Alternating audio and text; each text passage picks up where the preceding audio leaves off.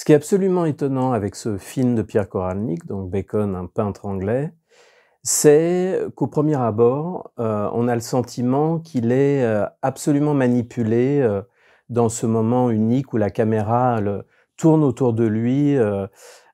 semble presque l'agresser et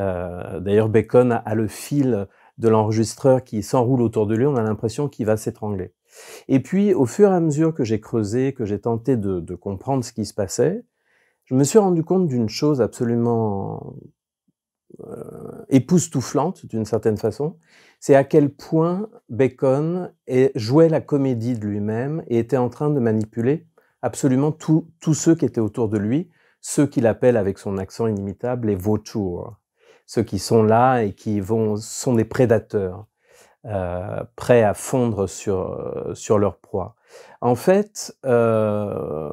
personne sans doute était vraiment au courant, mais on a l'impression qu'il rejoue une sorte de tragédie intime, très narcissique, et qu'il a besoin d'un public. Cette tragédie, c'est celle d'un homme qui va être attaqué par les furies et qui va mourir, et c'est un petit peu le final de ce film de 20 minutes, c'est qu'il s'effondre ivre, voilà, c'est fini, il est mort, il s'est livré.